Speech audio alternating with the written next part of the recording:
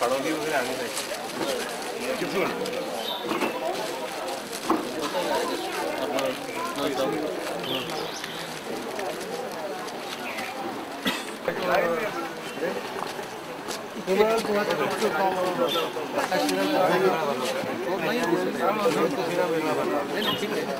ह्याच्यात एंट्री नाही असं 30 नंबर वर पडलेलं त्याचं लावायचे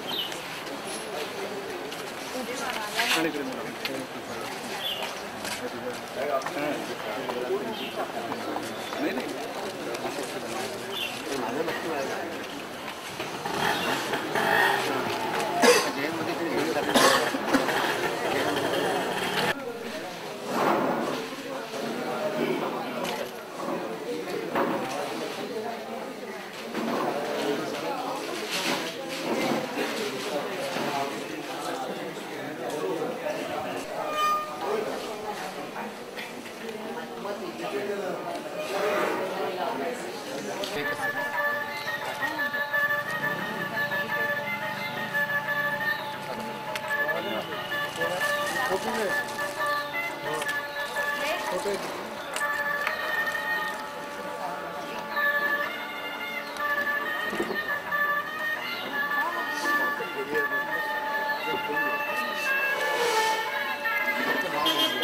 दोघींच्या भरल्या त्या दिवशी विसरून गेलो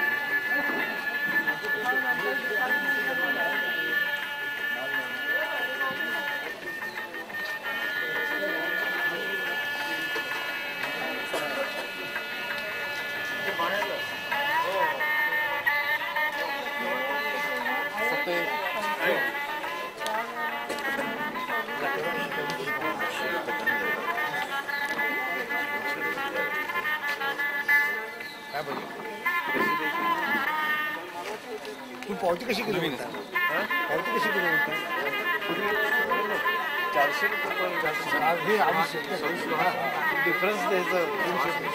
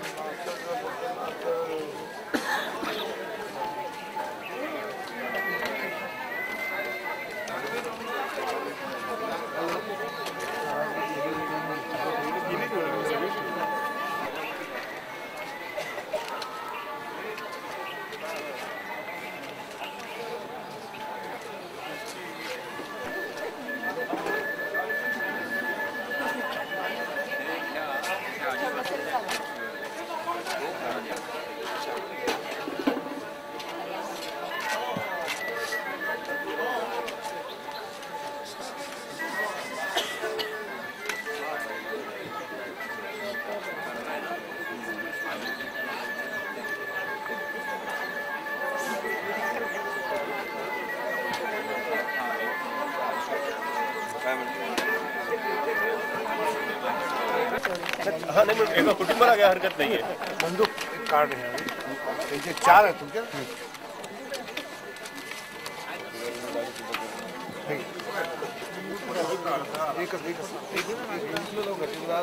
एक साफ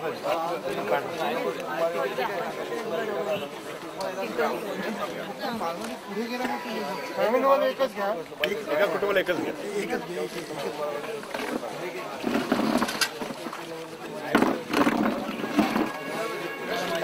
आम्ही 2 घेतो. आम्ही 2 कुटुंबाची.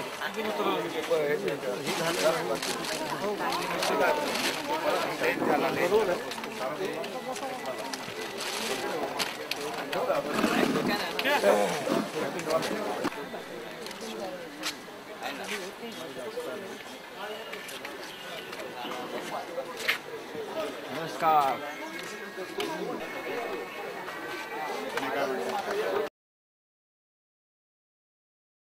आपल्याबरोबर इथे उपस्थित आहेत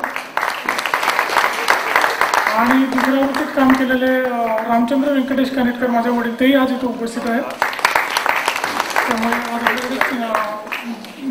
दुसऱ्या आवृत्तीत काम केलेले 10 पैकी 4 मेंबर्स इथे आहेत. त्याचप्रमाणे सांगायला आनंद होतो की स्वर्गीय शंकरराव कानेटकर यांनी पहिल्या आवृत्तीचं काम केलं, त्यांचे चिरंजीव वसंतराव कानेटकर यांनी दुसऱ्या आवृत्तीचं काम केलं आणि आपलं तिसऱ्या आवृत्तीचं काम करायला डॉक्टर संजीव कानेटकर त्यांच्याच घराण्यातले पण याच कामासाठी आपल्यासाठी मदत करत आहेत.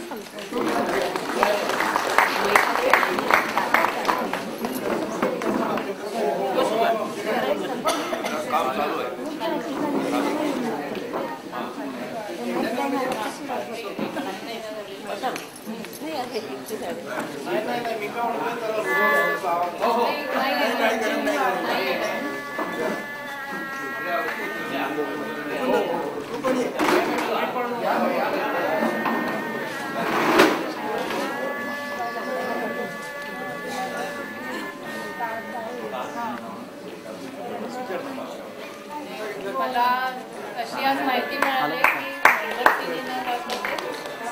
यांनी लावायचं निरांजनाने नेहमी लावायचं सगळ्यांना.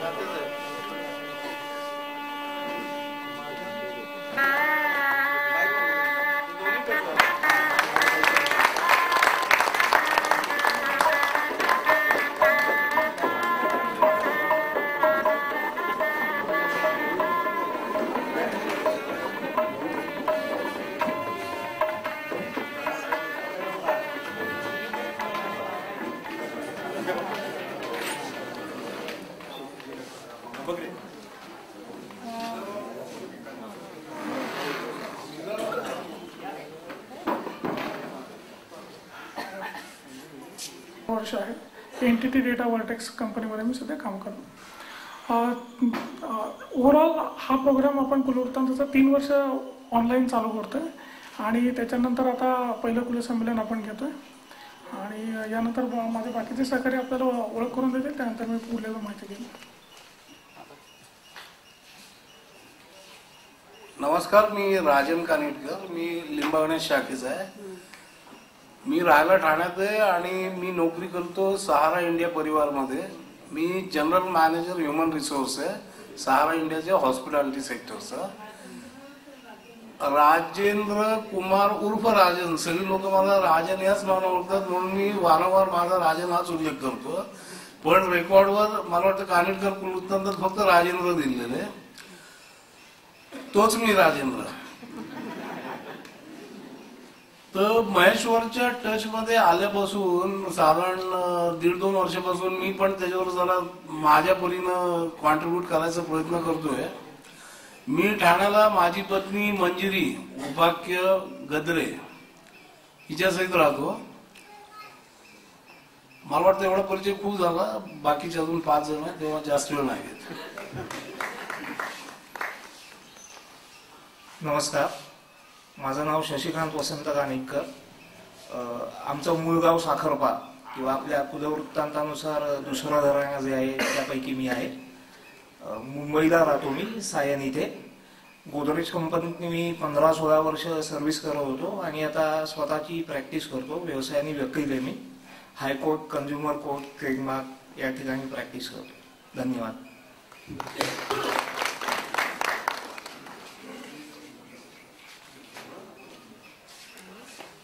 नमस्कार, माझं नाव भालचंद्र कानिटकर. आपल्याशी बऱ्याच लोकांशी मी फोनवरती प्रत्यक्ष बोललो आहे. आज तुला प्रत्यक्ष बघताय. आमचं गाव लिंबागड्याचे घराणा नंबर 9. मी राहतो पुण्यामध्ये, शिवतीर्थमध्ये.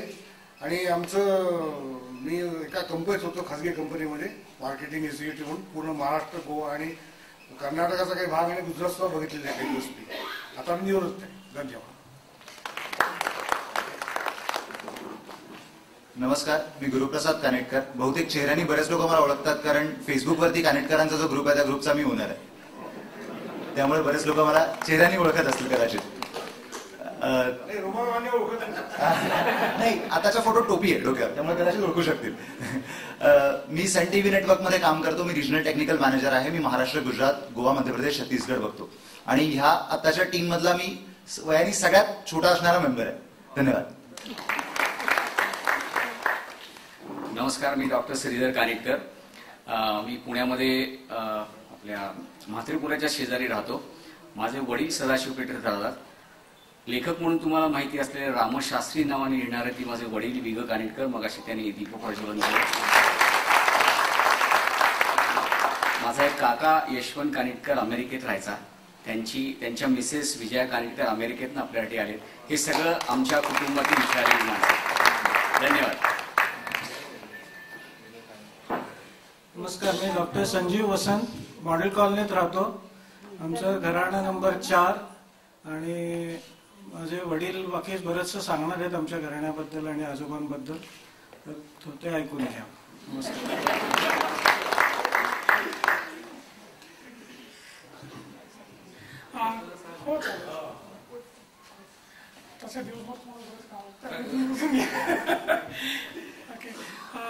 नमस्कार, माझं घराणं सांगायचं राहिलं, पण मला वाटतं त्याची काही फार गरज नाही, कारण आपण सगळे कनेक्ट करत आहोत. माझं घराणं 7 आहे, पालशीत बावधन. आणि दुसरी गोष्ट अशी की आपल्याला बऱ्याच जणांना माहिती नसेल, माझे वडील रामचंद्र व्यंकटेश कानेटकर यांनी लिंका बुक ऑफ रेकॉर्ड्समध्ये त्यांच्या नावावर 2 रेकॉर्ड्स आहेत. 264 दिवसात 1964-65 साली त्यांनी सायकलीने सगळ्या भारताचा प्रवास केला होता. आणि दुसरा त्यांच्या नावावर रेकॉर्ड आहे, म्हणजे सलग 55 वर्ष त्यांनी डेली डायरी लिहिलेली. त्या 2 रेकॉर्ड्स त्यांच्या नावावर.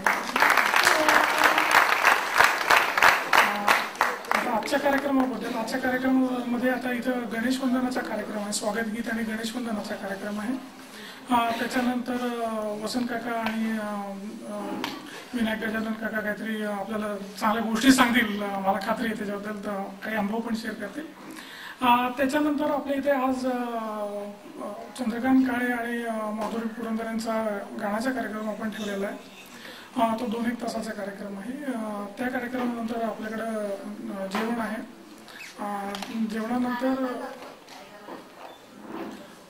जेवणानंतर आपल्या इथे प्रेझेंटेशन राहील. प्रेझेंटेशनमध्ये बऱ्याच जणांना प्रश्न आहे की कानेटकर पुनरुत्थानाचं ऍप्लिकेशन कसं वापरायचं, त्याचे चॅलेंजेस काही आहेत किंवा आणखीन काय काय ऑप्शन्स त्याच्यामध्ये अवेलेबल आहेत, तर त्याचा डेमो आहे.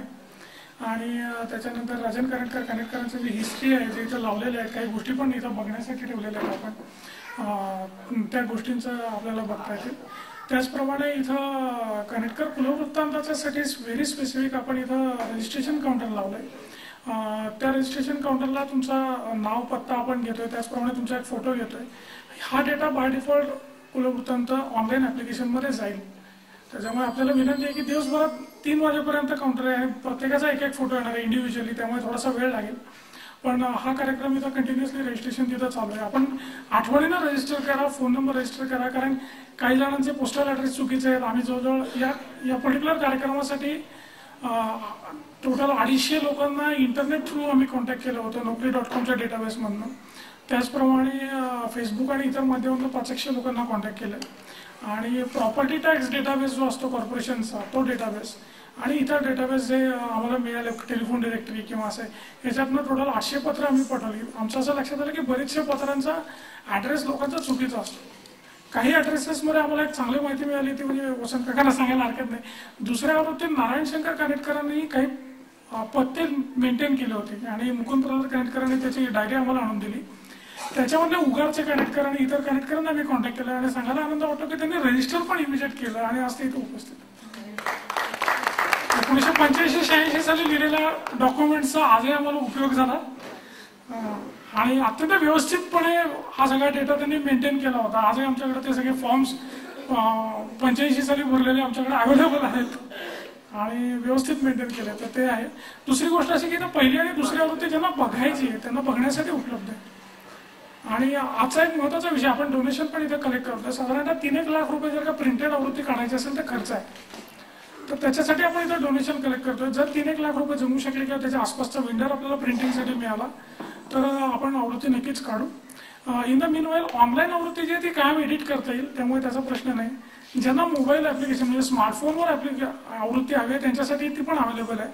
तर त्या दोन्ही ऑप्शन्स तुम्हाला अवेलेबल आहे, त्यामुळे तुम्ही सजेस्ट करा, तिथे दिलेलं आहे ऑप्शन. त्याप्रमाणे आपण किती लोकांना गरज आहे ते पण अंदाज घेऊ शकू. आणखी काही माहिती हवी असेल तर नक्कीच कॉन्टॅक्ट करा मला. मी इथं दिवसभर आहेच. दुपारी 3 वाजता साधारणतः 3-3:30ला चहाचा कार्यक्रम आहे आणि त्यानंतर चित्पावन फाउंडेशन तर्फे जे एक्झिबिशन स्वारगेटला चालू आहे ते एक्झिबिशनमध्ये उरलेली व्याख्यानं आणि कार्यक्रम चालू आहे ते 3:30 ते 7 वाजेपर्यंत तिथे कार्यक्रम आहेत. मी काही जास्त वेळ घेत नाही, मी कार्यक्रम सुरू करतो. आपण स्वागत किती असं करतो ना ते येतात ठीक. गणेश वंदना करून घेऊ. ठीक. भागवत आणि नेणे म्हणून 2 मित्र आले. त्यांनी कुलदेव दर्शनचे एक CD काढलेली आहे आणि ती आत्ता ते 15 मिनिट थांबणार आहेत. त्याची किंमत आहे 500 रुपये. पण आजच्या स्पेशल ऑकेजन करता ते 300 रुपये द्यायला सांगितलेलं आहे. तर ज्यांना हवी असेल त्यांनी त्यांच्याकडे घ्यावी, ती एक. आणि दुसरी, भालचंद्र कानिटकरांनी काहीतरी हेल्थबद्दल काहीतरी फ्री चेकअपचा सेमिनार अरेंज केला आहे. ज्याला याचा फायदा घेईल त्यांनी पण घ्यावा. तशी इथे 2 ह्या गोष्टी आहेत. धन्यवाद.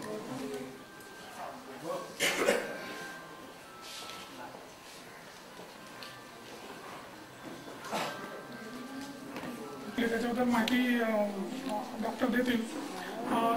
त्याची माहिती घेऊन ती पुस्तक पण इथे उपलब्ध आहेत.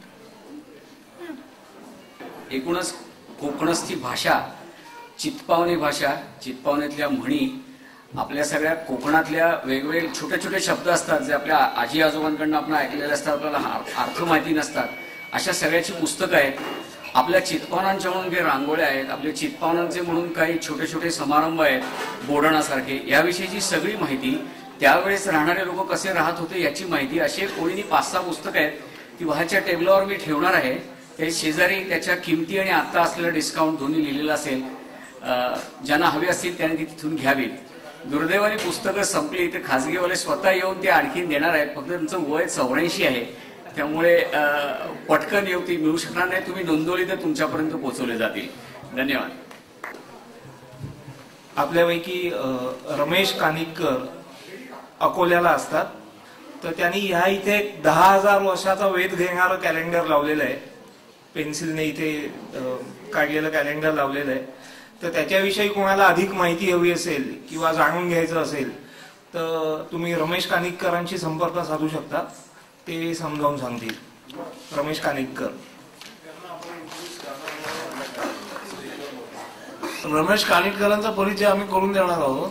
आपला एक कार्यक्रम आहे, त्या कार्यक्रमाचा ज्यावेळी ब्रेक होईल, मध्यंतर होईल, त्यावेळी त्यांना स्टेजवर बोलून आम्ही ओळख करून देऊ, परिचय करून देऊ त्यांचा. त्यानंतर तुम्ही त्यांना कॉन्टॅक्ट करू शकता. इथे प्रत्येक फॅमिलीचे ग्रुप फोटो काढायची व्यवस्था केलेली आहे. साने म्हणून आपले फोटोग्राफर आहेत, तर एकत्र ग्रुप करून आपण बाहेर फोटो काढून घेऊ शकता आणि ते घरी जाताना तुम्हाला ते प्रिंटेड फोटो मिळतील. जर हे 12च्या आत जर आपले सगळे फोटो झाले तर 2:30 पर्यंत ते प्रिंट आणून द्यायची व्यवस्था करणार आहे. तर तेवढे ग्रुपने सगळ्यांनी बाहेर एक एक करून जमून फोटो घ्यायची सोय ठेवलेली आहे.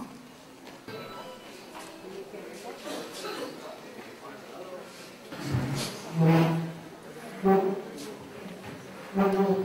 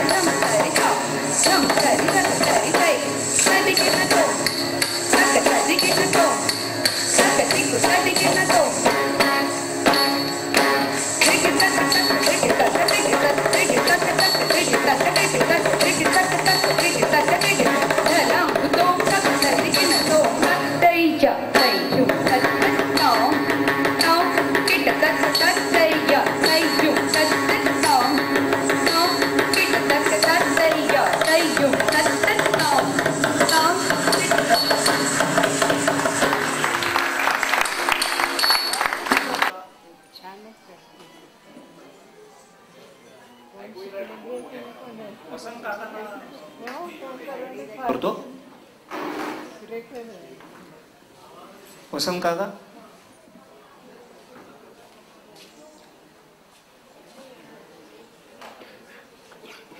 स्वागतम. कानेटकर कुलवृत्तांताच्या दुसऱ्या आवृत्तीच्या कार्यकारिणीमध्ये मला भाग घ्यायला मिळाला. आमच्या फॅमिलीतले, आमच्या कुलातले 14 जण आम्ही, म्हणजे माझे 4 भाऊ, आम्ही 4 भाऊ आणि आणखीन 6 जण. त्यात वी ग कानेटकर किंवा दादा कानेटकर यांचं नाव आहे. आपल्याला ते लेखक म्हणून माहिती आहेत, ते पण होते. पण इतर आम्ही त्यापैकी 4 जणच आज इथे उपस्थित राहू शकलो. बाकीचे वार्धक्यामुळे म्हणा किंवा काही अन्य कारणामुळे उपस्थित राहू शकत नाही. आपल्या कुलासंबंधी काही गोष्टी आपल्यासमोर मांडाव्यात म्हणून मला आग्रहाची विनंती महेश्वरने केली आणि मला असं वाटतं की त्या गोष्टी ते सांगितल्या तर आपल्यापैकी पुष्कळ जणांना त्यातली माहिती नसेल ती होऊन जाईल. पहिल्या प्रथम आपलं कानिटकर हे नावच कसं आलं यासंबंधी 2 आख्यायिका आहे. एक चांगली आहे आणि एक आपल्याला जरा आवडणार नाही अशी आहे. चांगली अशी म्हणजे की कानिट नावाचं आपल्या साधारण सगळ्या नावांना कुठल्या तरी गावाचा संदर्भ असतो. सांगलीला एक ओक नावाचे संशोधक आहेत, त्यांनी असं शोधून काढलं की कानिट नावाचं गाव गुहागरच्या आसपास कुठेतरी आहे. परंतु आम्ही जे फिरलो या कुलवृत्तांताच्या कामाकरता त्यावेळेला आम्हाला कुठेही अनेक लोकांना आम्ही भेटलो पण कुणाकडून एक समजलं नाही की कानिट नावाचं गाव आहे कुठे. परंतु ओकांनी लिहिलं आहे, संशोधन केलं म्हणजे ते असलं पाहिजे एका काळी. आणि कोकणातली अनेक गावं अशी होती पूर्वी की जी नकाशावरच नव्हती त्यांची नावं. कदाचित त्याच्यापैकी हे एक असू शकेल. आता ST झाल्यामुळे रस्ता झाला, तिथे ST या नियमाने अनेक नवीन कोकणातली गावं नकाशावर आल्यामुळे आपल्याला आता माहिती झाली आहे. तशी एखादी अवस्था एखाद्यास या नावाची असू शकेल. दुसरं असंही सांगतात की कानिट नावाचा एक मासा होता, पण आपला त्या माशाचा कसा काय संबंध आहे असं काय कोणी सांगू शकलेलं नाही. पण एक दुरान्वयाने कोणीतरी शोध लावून असं सांगितलं की याचा व्यवहार या माशाचा काही कानिटकरांच्या हस्ते होत असे. शक्य आहे ते आपल्यापैकी काय कोणी सांगू शकणार नाही असं मला वाटतंय, कारण बोलण्यात चालण्यात आलं नाही. माझ्या वडिलांनी पहिला हा कुलवृत्तांत लिहिला. याची कॉपी, याची प्रत आपल्याजवळ किती लोकांच्या जवळ असेल मला कल्पना नाही, पण ही प्रत आम्ही हाताशी घेऊन मागची 88 साली जो कुलवृत्तांत केला त्याच्यावरची पहिली जुनी माहिती आणि त्याच्यानंतर मध्यंतराच्या काळात 40 वर्षात जे काही नवीन कानिटकर जन्माला आले आणि जे पुढे आले त्यांची सगळी माहिती याच्यामध्ये घेतलेली आहे. हे लिहिताना आम्ही एक महिलांना जरा जास्ती महत्त्व दिलं. आत्तापर्यंत कानिटकरांच्या घरातून बाहेर गेलेल्या मुलींची विशेष माहिती नसे, ती पण याच्यामध्ये आहे. याचीसुद्धा प्रत कदाचित आपल्याजवळ असेल, कारण मी स्वतः माझ्याकडे जेवढे कानिटकर भेटायला आले त्यांना आग्रहाने एक प्रत दिलेली होती. आपल्याजवळ किती लोकांची जवळ आहे माहीत नाही, पण महेश्वरने सांगितलं की 3री आवृत्ती पण आपण काढायच्या प्रयत्नात आहोत. सुदैवाने ती झाली तर आपल्याजवळ सगळ्यांच्या जवळ कॉपी असतील. परंतु ज्यांना याची विशेष माहिती पाहिजे असेल त्यांनी जर माझ्याकडे, मी पुण्यामध्ये मॉडेल कॉलनीमध्ये पोस्ट ऑफिसजवळ राहतो. माझ्या मुलाचं तिथे हॉस्पिटल आहे, सुनेचं लॅबोरेटरी आहे, त्यामुळे ती चटकन सापडू शकेल आपल्याला. केव्हा आला तर आपलं स्वागत आहे. जेवढी माहिती पाहिजे होती ती मी डिटेलमध्ये देऊ शकेन. पण काही विशेष माहिती आणि माझ्या मनात काही कल्पना आहेत त्यानंतर मी आपल्याला सांगतो.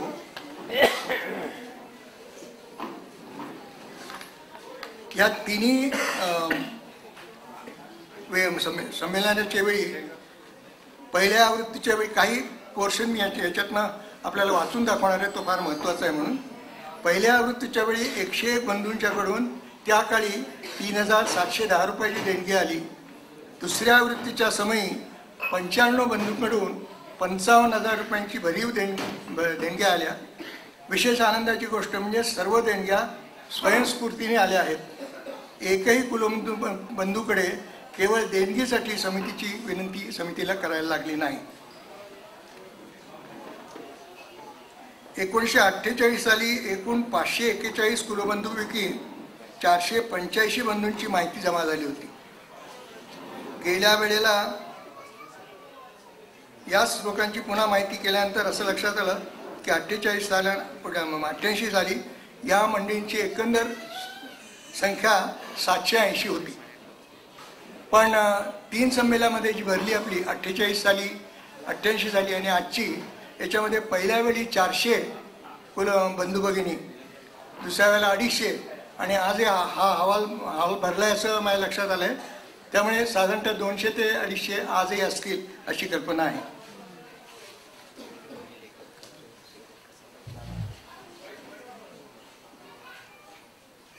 मागच्या वेळेस आम्ही असं याच्यात मेन्शन केलं होतं की तिसरं संमेलन 88 नंतर साधारणतः 20 वर्षांनी भरेल अशी आम्हाला तेव्हा आशा होती आणि ती आमची आशा आज खरी ठरलेली दिसते.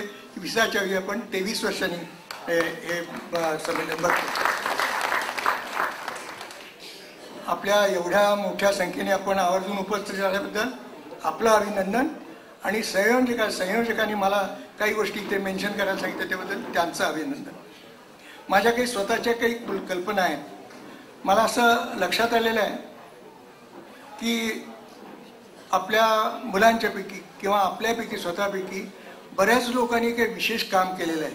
आता दादा विगनची तर आपल्याला सगळ्यांची माहिती आहे, अनेक लेखक म्हणून ते सगळ्यांनाच माहिती आहेत.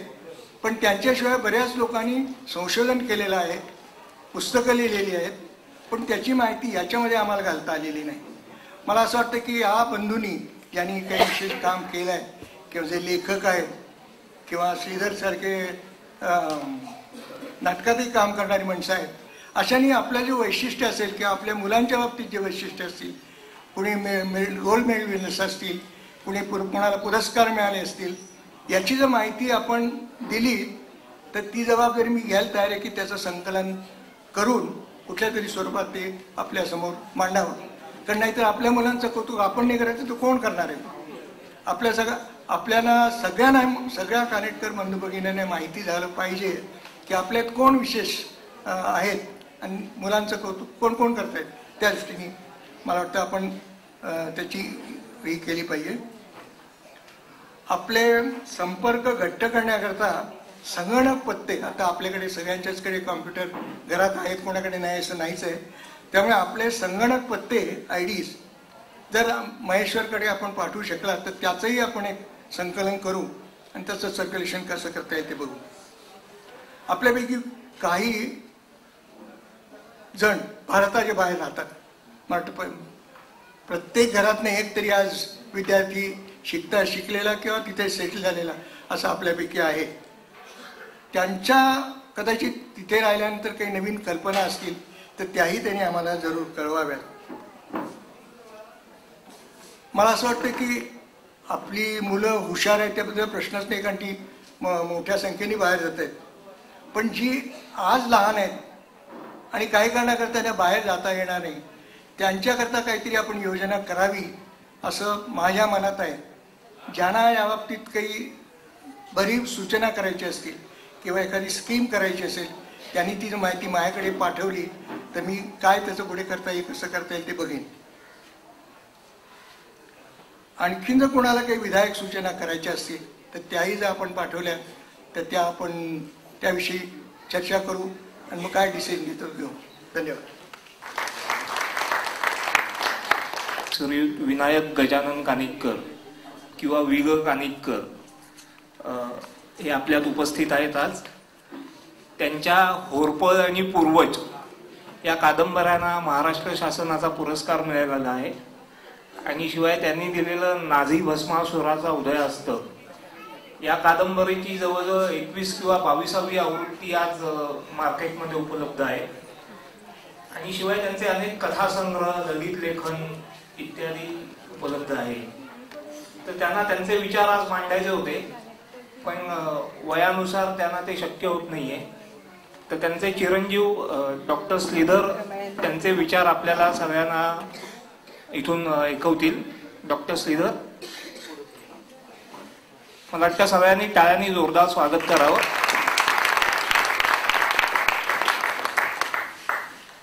खूप लेखकांचं एकत्र पुस्तक छापलं गेलं होतं. 80-85च्या मध्ये कधीतरी ते प्रसिद्ध झालं. त्यातला दादाने लिहिलेला लेख आहे. त्या लेखातला एक 5 मिनिटाचा मी 2 पॅरेग्राफ फक्त वाचून दाखवणार आहे.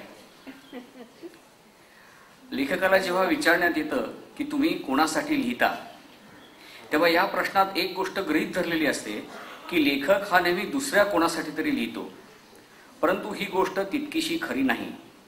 लेखनाची आवड ही वाङ्मयाच्या प्रेमातून बहुधा जन्म पावते. निदान माझ्यापुरते तरी हे खरे आहे.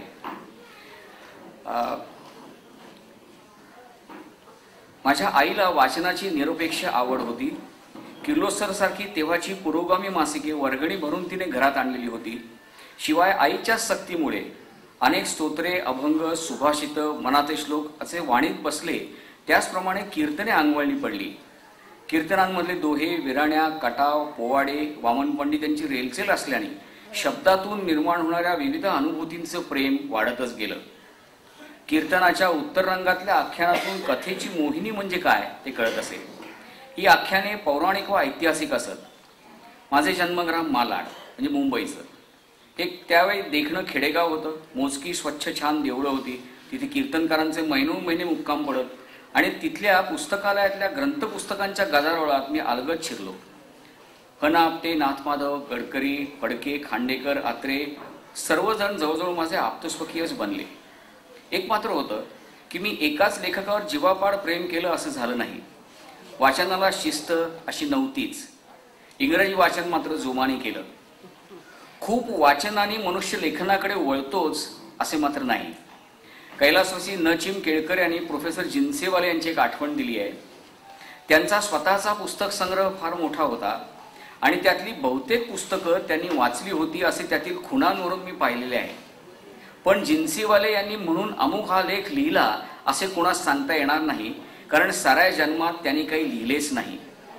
त्यावरून मला असं म्हणावं असं वाटतं की लेखनाच्या आवडीत काही उपजत अंशही असावा.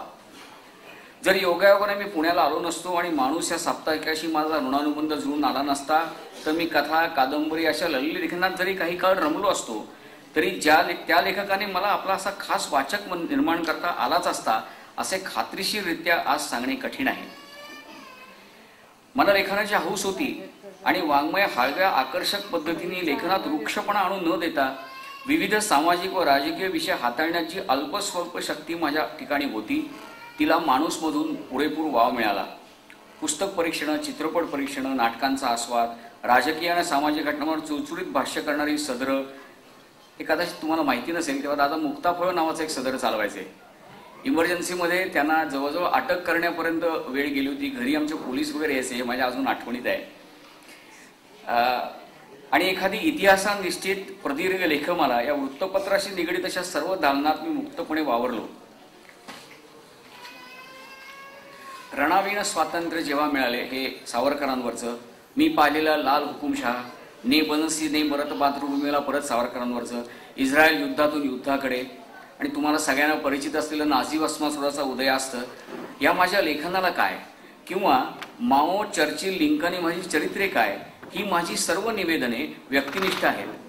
माझा कटाक्ष इतकाच असेल की मला आवडणारी मते प्रतिपादनासाठी मी घटनांची सोयीस्कर फेररचना करणार नाही किंवा एखादी पुरावा नसलेली गोष्ट निवेदनात घुसडणार नाही. अशा लेखनात जो तपशील असतो तो पुराव्याने सिद्धच होणारा असतो. फक्त या पुराव्यांची निवड होते ती मात्र लेखकाच्या मनोधारणेनुसार. आज नाझी वस्मासुराच्या उदयास्ताची जवळजवळ 20वी आवृत्ती बाजारात चालू आहे. खूपच प्रसिद्ध पावलेलं पुस्तक आहे. जो लेखक विवेचक पद्धतीने लिहितो तोच भावनाप्रधान पद्धतीने ललित लेखन करू शकतो.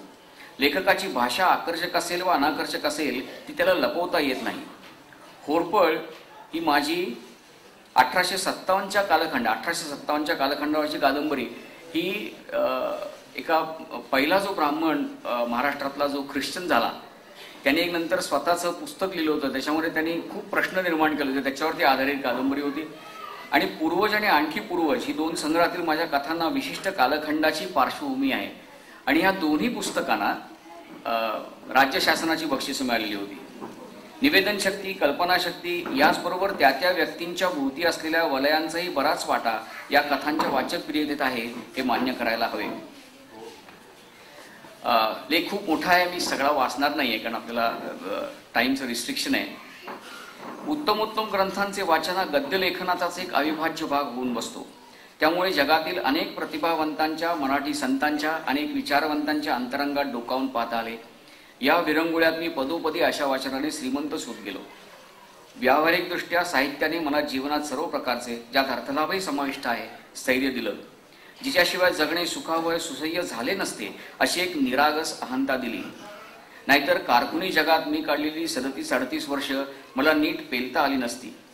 निवृत्तीनंतर काय हा अनेकांना पडणारा प्रश्न मला पडला नाही. अनुषंगिक फायदा म्हणजे व्यक्तिगत जीवनात साहित्यप्रेमाने मोलाचे स्वातंत्र्य दिले. आपला वेळ कसा घालवायचा या स्वातंत्र्याला जमणे अन्यथा कठीण होते, कारण लेखकाचा वेळ महत्त्वाचा असतो असे बहुतेक लोक मनोमंतरी मान्य करतात. साहित्याने मला दिलेली अगदी व्यावहारिक लाभाची ही बाब म्हणायला हवी. साहित्याला मी काय दिले हे वाचकांनीच ठरवायचे आहे. पण कथा, कादंबरी, इतिहास, निवेदन, चरित्र यापैकी कोणताही प्रकार हाताळताना मी त्या त्या विषयाची समग्र माहिती गोळा करून त्याचा मनाशी पुरेसा संवाद घडल्याखेरीज लेखनाला हात घातलेला नाही. त्याचप्रमाणे अमुक विषयावर पुस्तक लिहून द्या कारण ते चांगलं खपेल अशा प्रकारच्या कोणत्याही आग्रहाला मी कधीही बळी पडलेलो नाही. याचं साधं कारण माझ्या गरजा मी फार कमी ठेवल्या आहेत आणि माझ्या उपजीविकेचे साधन म्हणून मी लेखनाकडे पाहावे अशी परिस्थिती परमेश्वर कृपेने कधी निर्माण झालेली नाही. मला जेव्हा एखादा विषय खुणावतो तेव्हाच मी त्या विषयाकडे वळतो आणि लिहिता येते म्हणून त्यावर लिहितो, यापेक्षा जास्त काय सांगणार. नमस्कार. याच्या पुढचा कार्यक्रम आपल्याकडे चंद्रकांत काळे आणि माधुरी पुरंदरे हे दोघं जण त्यांचा एक अमृतगाथा असा कार्यक्रम आपल्या समोर सादर करणार आहेत. हा कार्यक्रम साधारणपणे 2 तासाचा आहे. त्याच्यापैकी पहिल्या 1 तासानंतर एक 10 मिनिटाची 20 मिनिटाची विश्रांती असेल, ज्यामध्ये आपल्याला ज्येष्ठांचे सत्कार पण करायचे आहेत. तर मी आमचे मित्र चंद्रकांत काळे यांना इथे स्टेजवर बोलावतो. पुढच्या एक 10 मिनिटांमध्ये त्यांना फक्त वाद्य लावायला जेव्हा वेळ लागेल तेवढाच वेळ आपण त्यांना देऊ आणि कार्यक्रम पुढे सुरू करू. सर्वांचं मनापासून स्वागत. मी एक पुन्हा ही सूचना करतो, कारण आम्ही गातोय त्याच्या समोरच सगळ्या ऍक्टिव्हिटीज चालू आहे. कृपया सर्व लोकांनी आत येऊन बसावं म्हणजे आम्ही कार्यक्रम सुरू करू.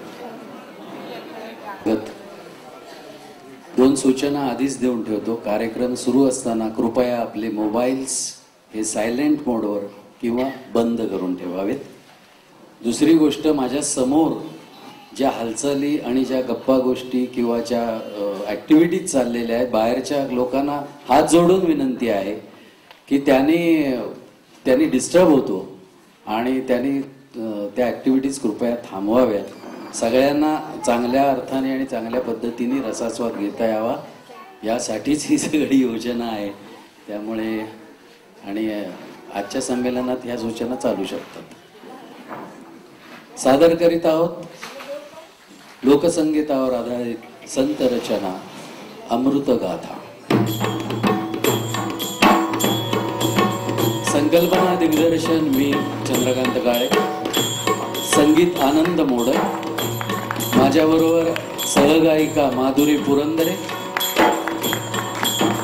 साथ संगत हार्मोनियम राजीव परांजपे, ढोलकी अशोक गायकवाड, ढोल नितीन गायकवाड आणि आजचं निवेदन गौरी लागू. सादर करीत आहोत अमृतगाथा.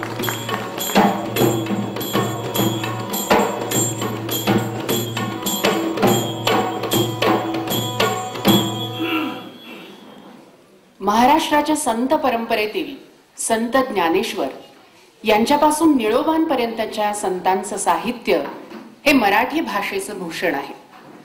ज्याचा देवावर मुळी विश्वासच नाही तो संस्कृत भाषा देववाणी आहे या श्रद्धेविषयी शंका घेऊ शकेल. पण मराठी भाषेला मात्र अगदी संतवाणीच म्हणावं इतकी ती संतांच्या रचनांनी घडवली गेली आहे. संत साहित्याची प्रमुख प्रेरणा विठ्ठल भक्ती आणि लोकप्रबोधन ही असली तरी आपल्या हातून साहित्य निर्मिती होते आहे याचं भान संतांना असावंसं वाटतं. आपल्या ग्रंथातून साहित्य सोनियाच्या खाणी उघडत आहोत असं ज्ञानदेव म्हणतात, तर आम्हा घरी धन शब्दांचीच रत्ने असं तुकाराम सांगतात. ज्या सर्वसामान्य जनांसाठी हे साहित्य निर्माण झालं ते त्यांना समजेल, नीट उमगेल, त्या भाषेत निर्माण व्हावं याचं समंजस भान संतांना होतं असं म्हणावंसं वाटतं. ओवी आणि अभंग अशा लोकछंदांचा आधारच त्यांनी घेतला. लोकजीवनात सहजपणे आढळतील अशी रूपकं आणि प्रतिमा त्यांनी वापरल्या. या रचनांमधून लोकभाषेचा जो अत्यंत मनोहारी आणि नेटका आविष्कार दिसतो तो सादर करताना म्हणूनच आम्ही लोकसंगीताचा आधार घेतला आहे. कारण या संत रचनांमधून जसा लोकबोलीचा थेटपणा असतो तसाच थेटपणा लोकसंगीतामध्येही असतो. संत रचनांचा हा आजचा सांगीतिक आविष्कार म्हणजेच अमृतगाथा. संतांच्या संप्रदायातील कोणत्याही कीर्तनाची किंवा भजनाची सुरुवात विठ्ठलाच्या रूपाच्या वर्णनानं होते. विठ्ठलाचं सगुण साकार स्वरूप हे संतांच्या भावविश्वाचं जणू अधिष्ठानच आहे. पंढरीचा हा विठ्ठल म्हणजे आपल्या या भक्तांच्या शोधात धावत आलेला द्वारकेचा राणा श्रीकृष्णच होय. त्याच्या लावण्याची शोभा वर्णिताना संतांच्या शब्द कळेला जणू भरती येते. तुकारामांच्या प्रसन्न आणि चैतन्यदायी शब्दकळेच्या सामर्थ्याची प्रचिती देणारा अभंग आता ऐकूया. सर्वांग सुंदर पुरुषोत्तमाला भेटण्यासाठी अधीर झालेल्या एका गोप बालेच्या दृष्टीला दिसलेलं हे रूप.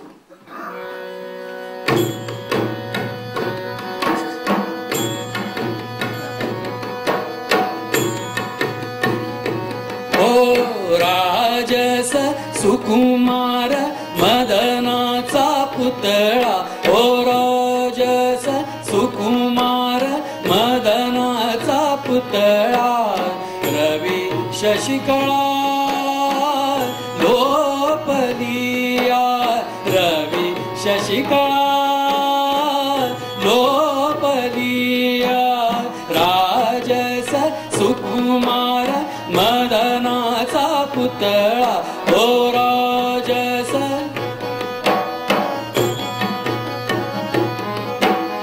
कस्तुरी मळवट चंदनाची उटी, कस्तुरी मळवट चंदनाची उटी, रुळे माळ कंठी वैजयंती, ओ रुळे माळ कंठी वैजयंती, मुकुट कुंडले श्रीमुख शोभले, मुकुट कुंडले श्रीमुख शोभले, सुखाचे ओतले सकळही, सुखाचे ओतले सकळही, राजस सुकुमार मदनाचा पुतळा, ओ राजस सुकुमार मदनाचा पुतळा, रवी शशिकळा लोपलिया, रवी शशिकळा लोपलिया, राजस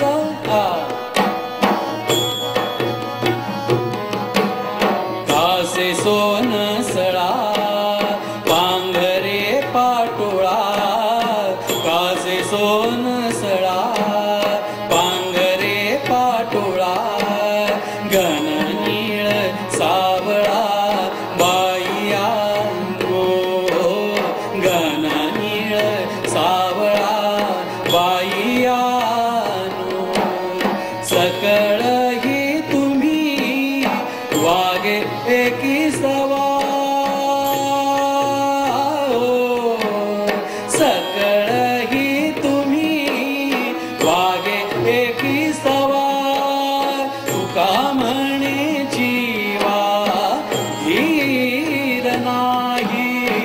तुका म्हणे जीवा धीर नाही राजस सुकुमार मदनाचा पुतळा ओ राजस सुकुमार मदनाचा पुतळा रवी शशिकळा लोपलिया रवी शशिकळा लोपलिया लोपलिया लोपलिया.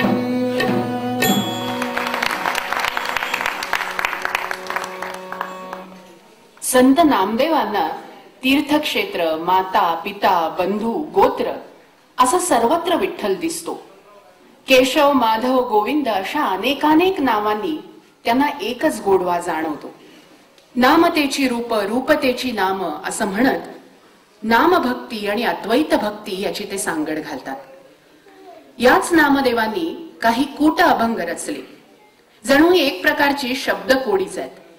अशक्य त्या गोष्टी शक्य करण्याची ताकद ती फक्त त्या परमेश्वरातच. अशाच अशक्यप्राय वाटणाऱ्या गोष्टींची यादीच या अभंगात दिली आहे. याला लटिके ठरवील त्याचे पूर्वज थेट नरकात जातील असा खणखणीत इशारा नामदेव देतात.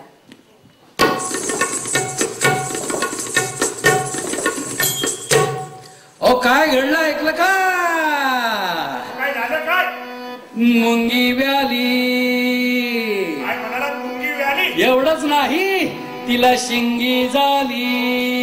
तिला शिंगी झाली का? मग मुंगी व्याली तिला शिंगी झाली. तिचे दूध किती किती किती म्हणून म्हणता असला तो पाऊस येडं झालं का काय? 17 रांजण भरून गेले आणि राहिलेलं प्यायले 12 हत्ती. मुंगी व्याली तिला शिंगी झाली. तिचे दूध किती? अहो 17 रांजण भरून गेले आणि राहिलेलं प्यायले 12 हत्ती. आम्ही लटिके ना बोलू लटिके ना बोलू आम्ही लटिके ना बोलू वर्तमान खोटे. आम्ही लटिके ना बोलू वर्तमान खोटे. हो आम्ही लटिके ना बोलू वर्तमान खोटे.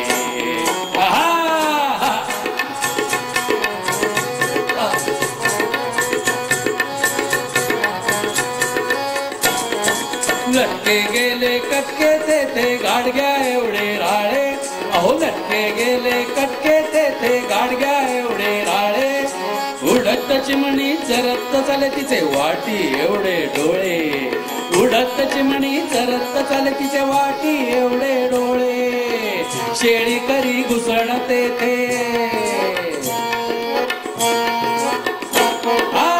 शेळी करी घुसळते ते मांजर काढी लोणी. शेळी करी घुसळते ते मांजर काढी लोणी. उंदीर गेले ते शांतरा टाके भरल्या गोणी.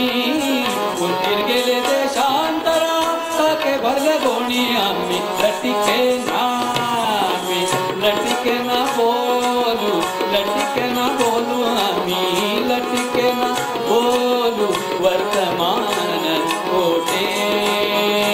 आम्ही लटिके ना बोलू वर्तमान खोटे. हो हो आम्ही लटिके ना बोलू वर्तमान खोटे.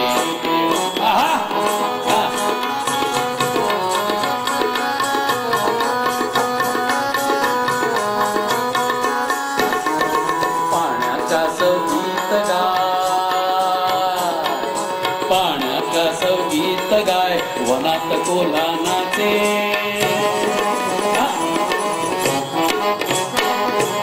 पाण्याचा संगीत गाय वनात कोला नाचे.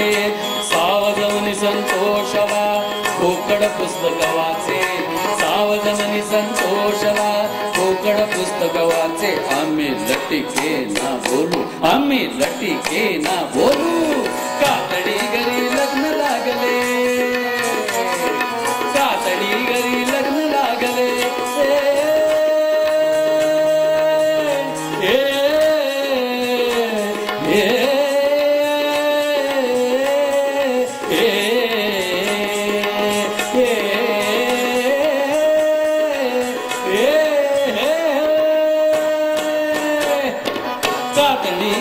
लग्न लागले सरळा कणिक कांडी अहो बागुल वंद्या कण्या परडी उघड मांडे रांदी आम्ही लटिके ना बोलू लटिके ना बोलू आम्ही लटिके ना बोलू वर्तमान खोटे आम्ही लटिके ना बोलू वर्तमान हो हो आम्ही लटिके ना बोलू वर्तमान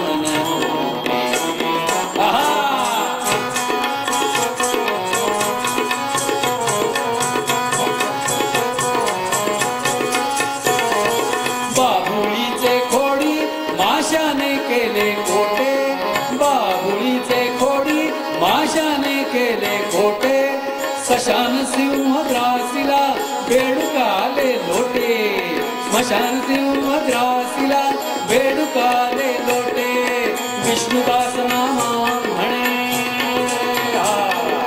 विष्णुदास नामा म्हणे ऐका त्याची ख्याती विष्णुदास नामा म्हणे ऐका त्याची ख्याती लटके म्हणतील त्याचे पूर्वज नरकात जाती हो लटके म्हणतील त्याचे पूर्वज नरकात जाती आम्ही लटिके ना बोलू लटिके ना बोलू आम्ही लटिके ना बोलू आम्ही लटिके ना बोलू लटिके ना बोलू वर्तमान